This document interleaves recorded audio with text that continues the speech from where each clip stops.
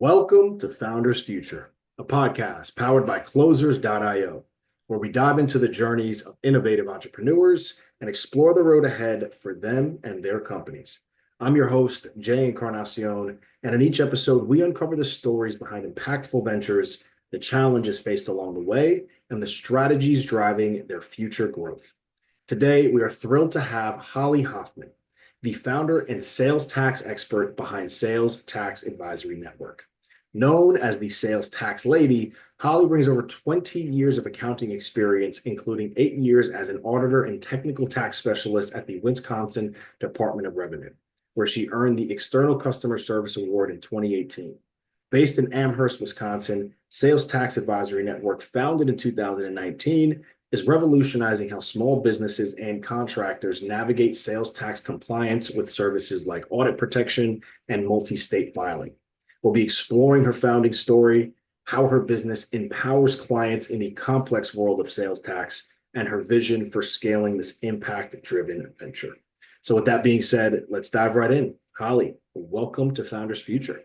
Thank you. Excited to be here. An absolute pleasure to have you on the show today, Holly. So really would love to start at the top. What you're doing is so crucial and important. So I know our listeners are going to love having you on the show today. So take us back to the beginning, if you can. What specific problem in the sales tax landscape really inspired you to start Sales Tax Advisory Network?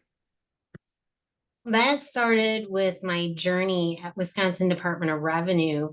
And there I managed the Speakers Bureau. So I had the opportunity to really get out and work with businesses and tax professionals and teaching them the sales tax law. And what I noticed is that many people were struggling with understanding sales tax and how to apply it in their businesses. And it's just so crucial. Sales tax really is the backbone of every business. So in that, just was like, how can we do this different? And that is where the wheels started turning. And for the whole time I was at DOR, I'm like, how can we do this different? How can we do this different? And when I left DOR, that's where I was like, unlimited, no billable hours, unlimited contract where businesses can work with me and I educate them. And that was the basis of my business. And that's what they need, the support and the access to knowledge and understanding to apply that in their business. Absolutely. I love that. So with that there, I definitely want to be able to get into the real nitty gritty of what you are providing, especially for our listeners who many are probably going to need your help and your services. So once this airs, I'm sure they're going to be reaching out to you. So walk us through how you're really generating revenue today with Sales Tax Advisory Network, especially around your core offer. So how is that structured for your clients? And we know that your ideal client is that smaller business, those contractors. Who else do you work with, if so, and how is that structured?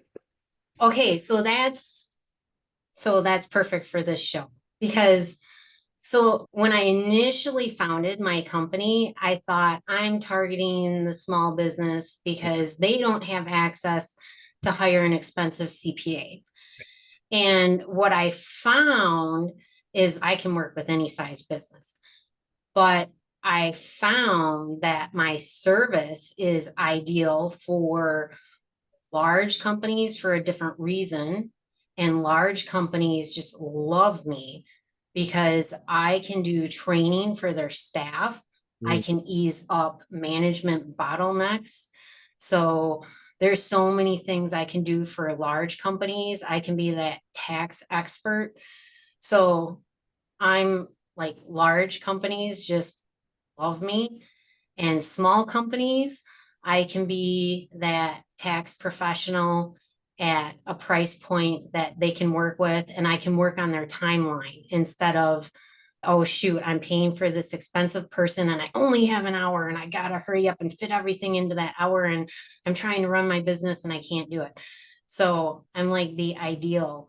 And the great things initially, when I started my business, I partnered with a CPA firm Mm. and they were big about billable hours. And that's everyone told me you're leaving money on the table. Like this whole idea you have is just pie in the sky, it's never going to Mhm. work. And my idea is that this no billable hours, this it's a long-term thought process that if I look at a smaller price point where I can serve more people, be attractive to more people. And initially up front, it may be more time intensive for me, but generally, people use me a lot, maybe initially, but then I'm more of a support as time goes on, but they don't ever want to get rid of me. And so it's a great fit and it's a great value for me and my time. And it's a great value for my clients. And I retain them. And dollar wise, it's a good profit point for me. My idea has panned out and it is working. And anyone who has accountants, as I train them, they need me a little less. It just, the price point works. My genius had thought behind it and it is working. It does work. I love it. So a big piece from what it sounds like is around that coaching, training, consulting Mhm. business to get that in. Then you also have multi-state compliance services. You have that sales tax audit protection plan that you offer as well. So really a multitude, but it sounds like a big piece for you is that training, consulting, coaching side of it Yep. for your clients there, which is incredible. So what's working best for you as far as how you're approaching the idea of scaling the business? So on the acquisition piece, do you have that predictable lead flow that's coming in? And if so, what's working best on that front, whether it's ads or referrals from your past successes or social media that's working? Walk us through the acquisition side for you. So my best way of acquisition is training and education. That has been, and that just comes naturally to me. So speaking events and training and getting out and any place where I can speak to a group of people, that has been ideal. And so this year I've been working on my digital space. So you'll see me more podcasts and digital and articles and things like that, and working on my website. But word of mouth is huge, and associations. So associations are a huge way to network and build credibility, but then working amongst their members is key. So that's how I network. I love it. So on that front, I would definitely love to hear a bit of how your mind is approaching that idea of scale, especially because it sounds like you're juggling so many different things at one time and doing in-person events definitely takes a lot of time. So how do you approach the idea of a predictable lead flow, especially if referrals slow down a bit? How are you doing that? Are you thinking about doing more on the ad side or more around the social media? How are you approaching that idea of scale? Seems like it. I don't know. I feel like everything flows just fine. Okay. Yeah. My my scale approach is going to be looking at increasing my training Okay. internally and then externally. So I'm building a learning management platform, and that's going to be another key component. And then, so I'm looking to expand through the learning management platform and expand through a training program. And I haven't masterminded exactly how I'm going to implement that. And I don't even want to like verbally express, but I've been putting out feelers on new, not already been done Mhm. ways of partnering with Yeah. different companies and things like that, but different ways in this in just new and innovative ways to partner with people. See, I think the key to everything is education. And I feel like the solution is education. And I get that I do sales and use tax and it's an accounting thing, but I feel like using the tool of education can solve so many things for businesses.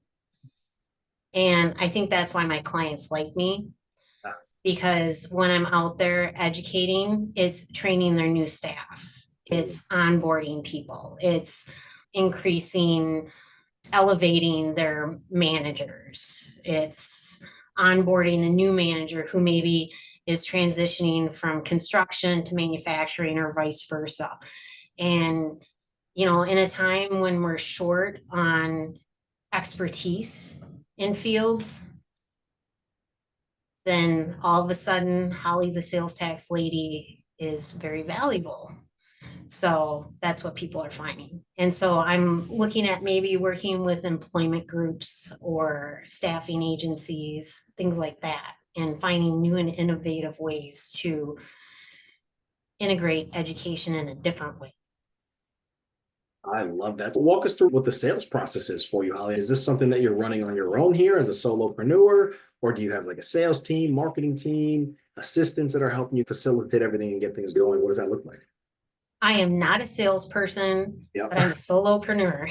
Wow. Yeah, I feel like I just use my education. That's what sells, but I do this, I call it a triangulation.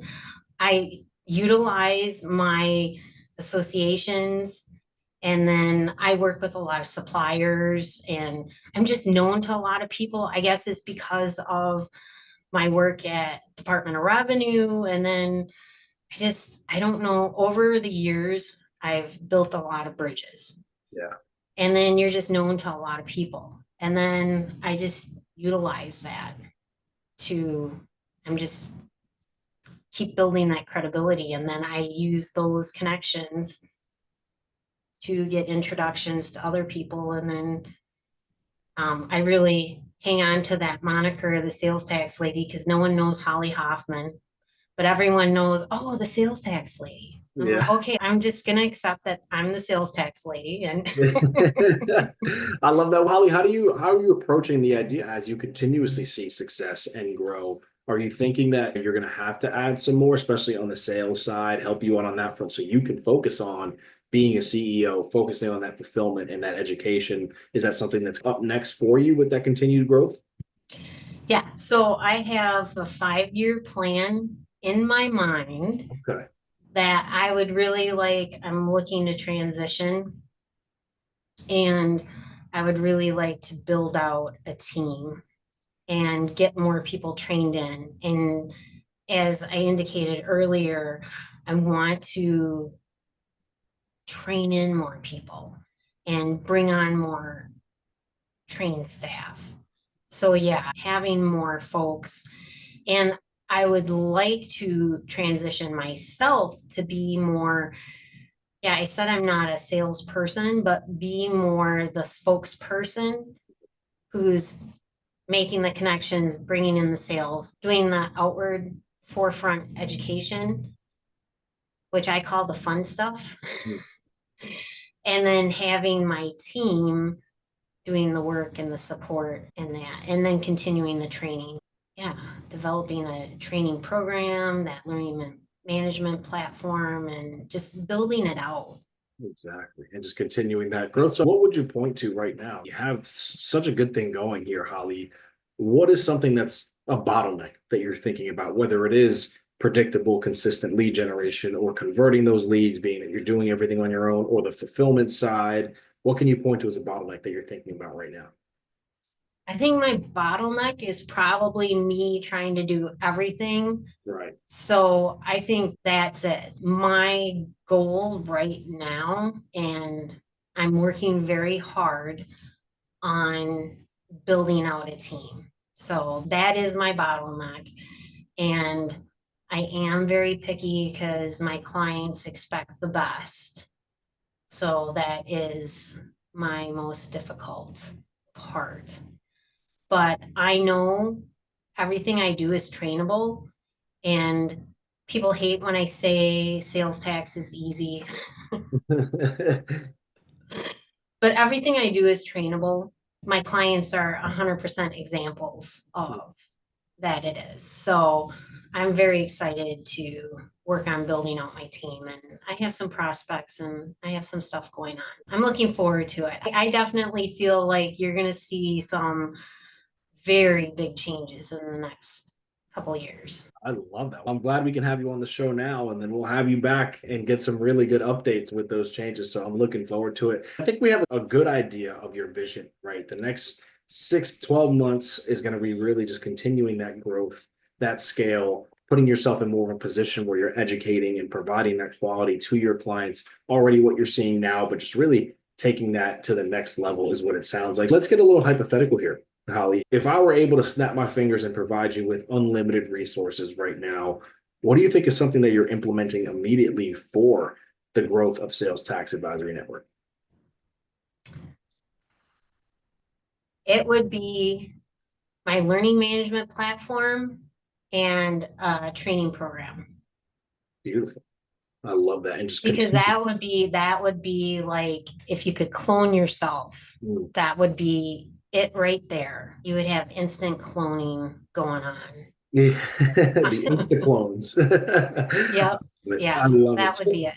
So overall, you've been in the space for quite some time now, Holly. Obviously, you have a plethora of knowledge and intelligence in the space and know where you're trying to take this. So how do you personally see the sales tax compliance industry and its evolution as a whole in the coming years, especially with your audit focused approach? What are you doing to really position yourself at the forefront of that evolution that you see?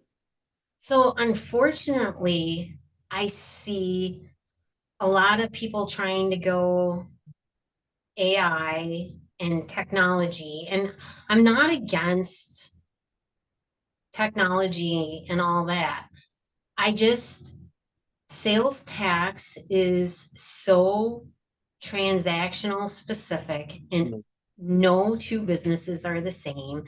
And even in a specific business, they're constantly changing. And I just, businesses are so starving for personal attention and understanding what do I need to do. Just tell me what the answer is. Don't point me to the law. Like, just help me. And when I hear my colleagues talk, I hear them say, oh, it's so complex. I won't even touch that. I won't even talk about that. I'm not going to do that. And I see more firms getting away from it, or they have 5 people deep. And so it's $1,400 an hour for sales tax advice. And that's wow. So I feel I'm at the forefront of, I'm one of the few people, and you hear this over and over again. Wow, you're actually giving me an answer? Mhm. Like, what? You're giving me an answer? Or, wow, you're going to teach us how to do this? Like, you're going to teach our staff? Like, most consultants want to stay consulting. They don't want to teach us how to do this. And I'm like, don't worry about it because you're still going to ask me questions. So I'm not concerned. I just, I'm just different. Like, I'm not concerned about, and even if I consult myself out of a job with a company, I don't care. Like, I want to help them. There's going to be other companies, and I would rather, I guess I'm just different. Like, I'm in this for the right reasons. I'm not in it to get rich. And I feel like I'll still make money even with doing this for the right reasons. Like, it's hard to explain. Yeah. I've had too many people coming up to me crying because they didn't know what to do when I worked at Department of Revenue. And I'm like, I can't see this anymore. I wanna help people. So And it's just so moving to have you really speaking to that. And I think that's the beauty of being a founder, right? Is having that passion to want to make a difference and really provide that quality, which is what you're doing. So incredible and truly an honor to have you on the show today, Holly. So I do want to take us into the lightning round before we do wrap up the show. And the first question here is going to be on the tool or resource side. So maybe it's an audit insight from your DOR days or a compliance strategy or an AI tool that you're using. But what's really been a game changer this far for Sales Tax Advisory Network? a tool or resource. I do use AI a little more, but not for tax advice, but just for shortcuts of writing stuff up. So that I have been using more often. I'm a wordy person, so if you haven't noticed. Not at all. No, not at all.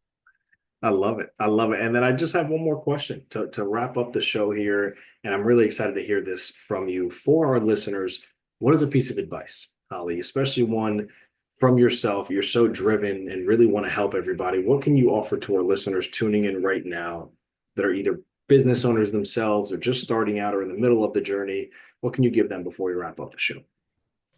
Well, I think the biggest piece of advice I have for people is have confidence in yourself, what you're committed to, and what your purpose is. And I say stick to that. And there's so many resources out there, and look to that. Don't pay attention to negative comments in your ear, because if you're doing something good and important, people are going to try to bring you down. And unfortunately, that happens. So you need to stick to your guns and keep moving forward and do what you know is right. If it's in your heart and you have that passion, you need to move forward and do what, take that chance. Absolutely. Well, with that right there, ladies and gentlemen, that is going to wrap up another inspiring episode of Founders Future. I just want to thank you again, Holly, for coming on the show, sharing your incredible journey this far and your insights with us. And as I mentioned, just a beautiful soul, incredible energy, and clear as day why you're seeing success and why you will continue to see that success. So, again, an honor and a pleasure to have you on the show today, Holly. And to our listeners, if you enjoyed this episode, which I know so many of you have, don't forget to subscribe to Founders Future wherever you listen to your favorite podcasts. You can also check out Sales Tax Advisory Network at salestaxlady.com for their Wisconsin Sales Tax Audit Protection Plan and other services. And follow Holly on LinkedIn at linkedin.com/in/Holly M. Hoffman. And for more resources and insights, you can visit us here at closers.io, where we're dedicated to helping businesses accelerate their growth through trained appointment setters and world-class marketing systems. Until then, keep climbing, and we will see you on the next one.